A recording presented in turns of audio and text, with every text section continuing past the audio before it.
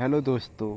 तो आज हम लेकर आए हैं बीपीएससी के लिए सामान्य अध्ययन की सीरीज़, जिसमें हम सभी विषयों को कवर करेंगे, जैसे कि इतिहास, राज्य व्यवस्था, भूगोल, अर्थव्यवस्था, विज्ञान एवं समसामयिकी। एक एक करके हम सभी विषयों को कवर करेंगे। तो सबसे पहले हम भारतीय इतिहास के से संबंधित क्वेश्चनों को कवर करेंगे। तो प्राचीन भारत का इतिहास।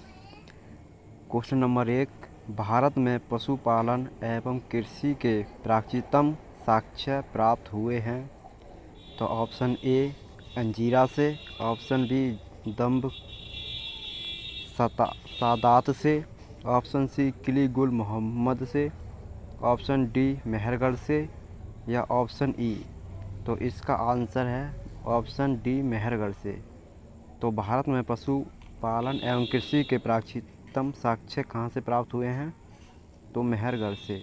अब इसकी व्याख्या को देख लेते हैं। भारत उपमहाद्वीप में पशुपालन एवं कृषि का प्रारंभिक स्थल मेहरगढ़ को माना जाता है, जो 7000 से 5500 ईसा पूर्व के मध्य मानव बसाव का क्षेत्र था।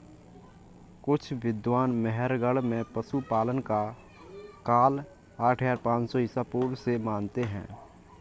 नवीनतम खोजों के आधार पर भारतीय उपमहाद्वीप में प्राचीनतम कृषि साक्ष्य वाला स्थल उत्तर प्रदेश के संत कबीरनगर जिले में स्थित लहुरादेव है।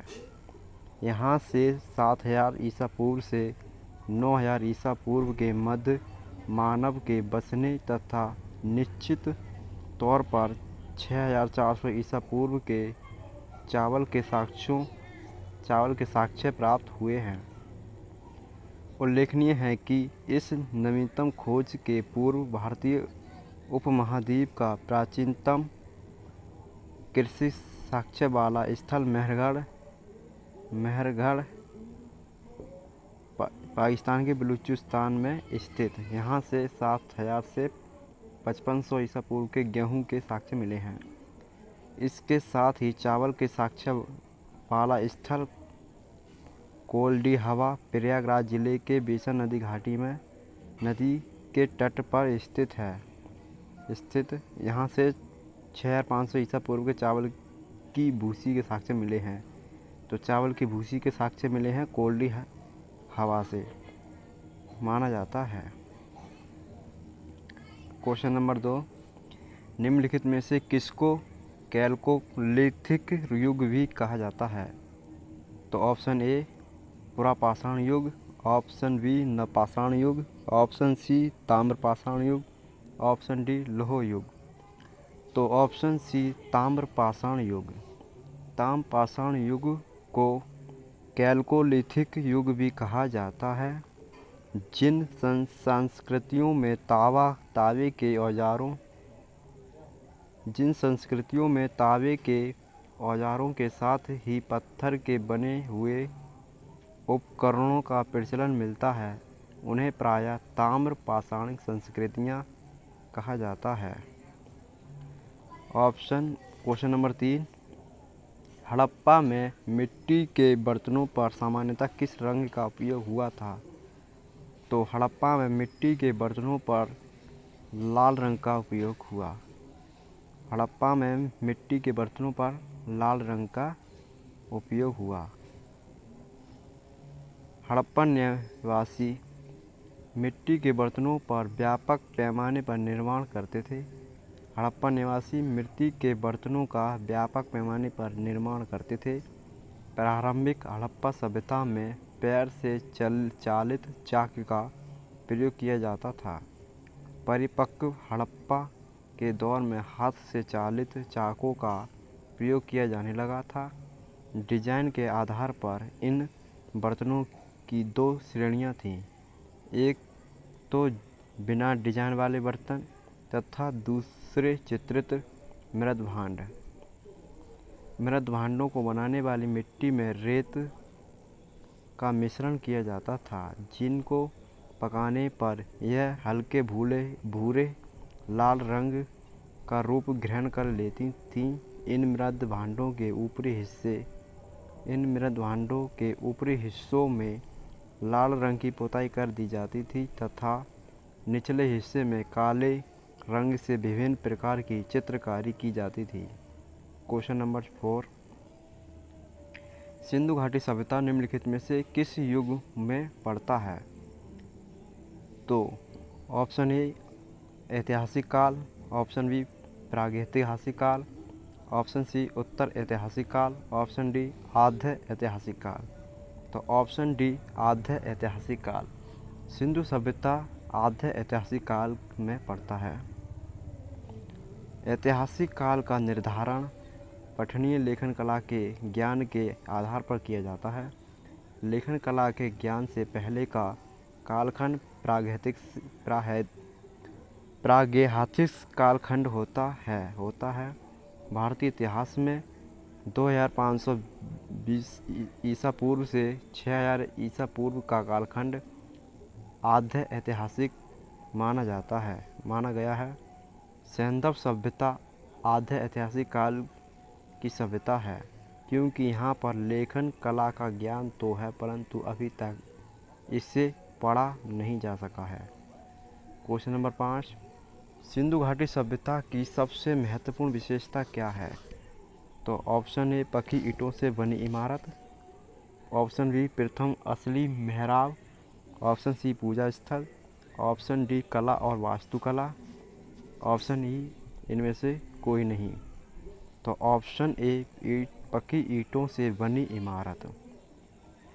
सिंधु घाटी सभ्यता की प्रमुख विशेषता नगर नियोजन को माना जाता है। यहाँ नगर और कस्बे एक निश्चित योजना के अनुसार बसाए जाते थे। पकी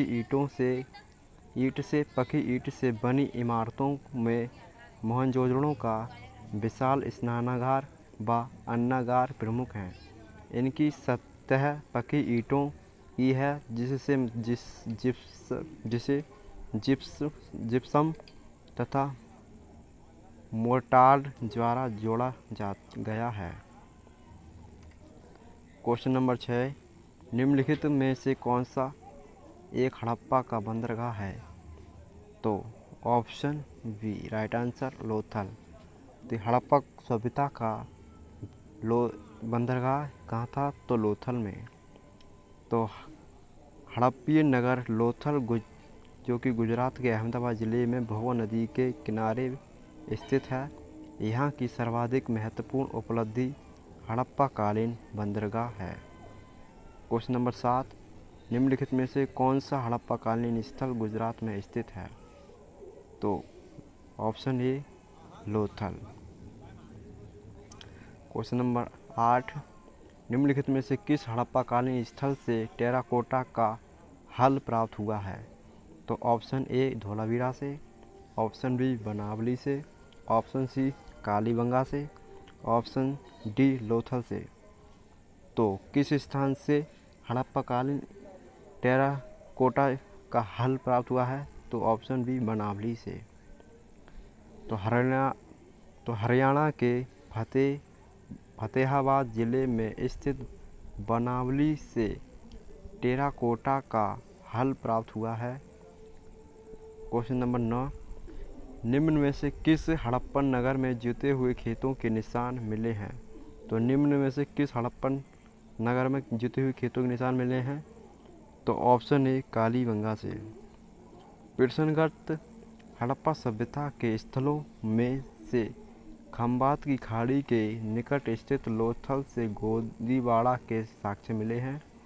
राजस्थान के हनुमानगढ़ जिले में घग्गर नदी के किनारे स्थित कालीबंगा से जुते हुए खेत के साक्ष्य मिले हैं और गुजरात के धोलावीरा से हड़प्पा लिपि के बड़े आकार के 10 चिन्हों वाला एक शिलालेख मिला है।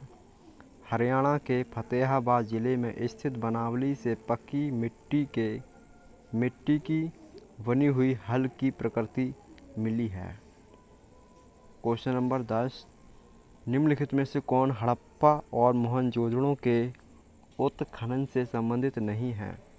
तो option A R D Banerjee, option B K N Dikshit, या option C M S Vats, या option D V A Smith. तो कौन संबंधित नहीं है? तो वी ए स्मिथ। इसकी व्याख्या देखते हैं। वर्ष 1921 में दयाराम साहनी ने हड़प्पा का सर्वेक्षण किया। वर्ष 1926 से 27 से वर्ष 1933 से 34 तक माधव स्वरूप वत्स हड़प्पा के उत्खनन कार्य से संबंधित रहे। मोहनजोदड़ो की खोज सर्वप्रथम वर्ष 1922 में राखालदास बनर्जी ने की तथा इसके पुरातात्विक महत्व की ओर ध्यान आकर्षित किया। इनके अतिरिक्त कुछ अन्य विद्वान के एन दीक्षित, अर्नेस्ट मैके, ऑरेल स्टीन, ए घोष, जे पी जोशी आदि ने भी इस सभ्यता की खोज में महत्वपूर्ण योगदान दिया। अतः स्पष्ट है कि बी ए स्मिथ हड़प्पा सभ्यता की खोज से संबंधित नहीं रहे, बल्कि ये भारतविद एवं कला इतिहासकार के रूप में प्रसिद्ध थे। क्वेश्चन नंबर 11, बोगज कोई का महत्व इसलिए है कि ऑप्शन ए वहाँ जो अभिलेख प्राप्त हुए हैं उनमें वैदिक देवी एवं देवताओं का वर्णन मिलता है, या फिर ऑप्शन बी मध्य एशिया एवं तिब्बत के बीच एक महत्वपूर्ण व्यापारिक केंद्र जाना जाता है, या ऑप्शन सी वेद के मूल ग्रंथ की रचना यहीं हुई थी। तो बोगाज कोई का महत्व इसलिए है कि वहाँ जो अभिलेख प्राप्त हुए हैं उनमें वैदिक देवी एवं देवताओं का वर्णन भी मिलता है। बोगज कोई एशिया माइनर, जिसे भी एशिया माइनर भी कहते हैं, बोगाज कोई जिसे एशिया माइनर भी कहते हैं, बोगाज कोई से 14वीं शताब्दी ईसा पूर्व के कुछ अभिलेख मिले हैं। इस अभिलेख में से ऐसे राजाओं का उल्लेख आया है जिनके नाम आर्यों जैसे हैं और जो संधियों के साक्ष्यों तथा रक्षा के लिए इंद्र, मित्र, वरुण एवं नासत्य देवताओं का आह्वान करते थे। इससे ज्ञात होता है कि वैदिक आर्य ईरान से होकर ही भारत आए होंगे। क्वेश्चन नंबर 12, प्रसिद्ध 10 राजाओं का युद्ध किस नदी के तट पर लड़ा गया? तो क्वेश्चन नंबर 12 का आंसर है ऑप्शन डी परुष्णी नदी के किनारे। तो 10 राजाओं का युद्ध परुष्णी नदी, वर्तमान में इसका नाम है रावी, परुष्णी नदी का नाम है रावी। तो परुष्णी नदी के तट पर लड़ा गया, जिसमें भारतों के राजा सुदास ने 10 राजाओं के एक संघ को हराया। इस संघ में आर्यों के प्रमुख जन अनु, दुहु, यदु, पुरु और तुर्वसु तथा 5 लघु जनजातियों का समूह सम्मिलित था, जिसके पुरोहित विश्वामित्र थे। ऋग्वेद का कौन सा मंडल पूर्णतः सोम को समर्पित है? तो ऑप्शन सी नवा मंडल। तो ऋग्वेद का नवा मंडल पूर्णतः सोमदेव को समर्पित है। ऋग्वेद में कुल 10 मंडल हैं। नवे मंडल के सभी 114 मंत्र सोम को समर्पित हैं। सोम आर्यों का मुख पे था, जिससे मूजवत पर्वत से प्राप्त किया जाता था। ऋग्वेद के 10वें मंडल में चारों वर्णों की उत्पत्ति का उल्लेख है। क्वेश्चन नंबर 14, ऋग्वेद संहिता का नवा मंडल पूर्णतः किसको समर्पित है? तो ऑप्शन डी सोम और इस पेड़ पर नामांकित देवता। क्वेश्चन नंबर 15, गायत्री मंत्र किस पुस्तक में मिलता है? तो ऋग्वेद में। गायत्री मंत्र ऋग्वेद में उल्लेखित है। इसके रचनाकार विश्वामित्र हैं। यह मंत्र ऋग्वेद के 3 मंडल में वर्णित है। निम्नलिखित में से किस भारतीय दर्शन ने परमाणु सिद्धांत का प्रतिपादन किया? योग ने, बी ऑप्शन न्याय ने, सी ऑप्शन सांख्य ने, या डी ऑप्शन वैशेषिक ने? तो डी ऑप्शन वैशेषिक ने परमाणु सिद्धांत का प्रतिपादन किया। तो वैशेषिक दर्शन के अनुसार सृष्टि का निर्माण अणु से हुआ है। महर्षि कणाद ने इस दर्शन के प्रवर्तक थे। महर्षि कणाद इस दर्शन के प्रवर्तक थे। क्वेश्चन नंबर 17, महावीर स्वामी का जन्म कहाँ हुआ? तो ऑप्शन ए कुंडल ग्राम में। महावीर स्वामी का जन्म कुंडल ग्राम या कुंडलपुर में हुआ था। कुंडल ग्राम जो कि वैशाली के निकट है, लगभग 599 हुआ था। इनकी माता त्रिशला वैशाली के लिच्छवी गणराज्य के प्रमुख चेतक की बहन थी तथा पिता सिद्धार्थ ज्ञात्रक क्षत्रियों के संघ के प्रधान थे। उनके बड़े भाई नंदीवर्धन थे। कुछ प्राचीन संस्करण की NCERT पुस्तकों में महावीर स्वामी का जन्म 540 ईसा पूर्व उद्धत है। इसी आधार पर अनेक प्रशासकों ने भी यही जन्म तिथि अपनी पुस्तकों में अंकित कर दिया, जिससे भ्रम की स्थिति उत्पन्न हुई है। महावीर स्वामी की सही जन्म तिथि 599 ईसा पूर्व ही उचित है, क्योंकि महावीर स्वामी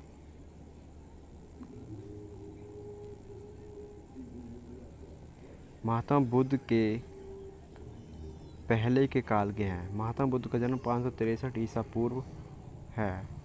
NCERT के नवीनतम संस्करणों में भी अब महावीर स्वामी का जन्म 599 ईसा पूर्व प्रकाशित हो चुका है। तो ये अच्छा पॉइंट है, इस बात को हमें ध्यान रखना है कि महावीर स्वामी का जन्म 599 ईसा पूर्व हुआ था। महावीर जैन की मृत्यु निम्नलिखित में से किस नगर में हुई? तो पावापुरी में। महावीर स्वामी का जन्म 599 ईसा पूर्व में वैशाली के निकट कुंडल ग्राम में हुआ था। उनके पिता सिद्धार्थ ज्ञात्रक क्षत्रियों के संघ के प्रधान थे, जो कि बज्जी संघ का एक प्रमुख सदस्य थे। 527 ईसा पूर्व के लगभग 72 वर्ष की आयु में राजगृह के समीप स्थित पावापुरी नामक स्थान में उन्होंने शरीर त्याग दिया। भगवान महावीर का प्रथम शिष्य था तो जमाली। भगवान महावीर का जन्म क्षत्रिय वंश में सिद्धार्थ के यहाँ 599 ईसा पूर्व में हुआ था। उनकी पत्नी का नाम यशोदा था। उनसे प्रियदर्शना नामक एक पुत्री उत्पन्न हुई। उस पुत्री का विवाह जमाली नाम के एक क्षत्रिय से हुआ था, जो बाद में महावीर स्वामी का अनुयायी बन गया। यह उनका प्रथम शिष्य था। जमाली ने बाद में महावीर का विरोध किया और बहुरतवाद नामक एक नए संप्रदाय की शुरुआत की। 11 अन्य प्रधान शिष्य, जिन्हें गणधर कहा जाता है, निम्न प्रकार के थे। तो वे 11 गणधर शिष्य कौन कौन थे, तो वो हमें देखेंगे। तो इंद्रभूति, अग्निभूति, वायुभूति तीनों भाई थे। यानी कि इंद्रभूति, अग्निभूति और वायुभूति ये तीनों भाई थे। आर्यव्यक्त, सुधर्मन, मंडिक पुत्र, मौर्यपुत्र, अकंपित, अचल, मैत्रेय तथा प्रभास। तो निम्नलिखित में से कौन सबसे पूर्वकालिक जैन ग्रंथ कहलाया? तो 14 पूर्वकालिक। तो कितना? 14। तो 14 पूर्व प्राचीन ग्रंथ जैन ग्रंथ हैं। अंतिम नंद राजा के समय में संभूत विजय तथा भद्रवायु संघ के अध्यक्ष थे तथा ये ही महावीर द्वारा प्रदत्त 14 पूर्वों के विषय में जानने वाले अंतिम व्यक्ति थे। 12 अंग में जैन सिद्धांतों का संकलन प्रथम जैन सभा में किया गया था।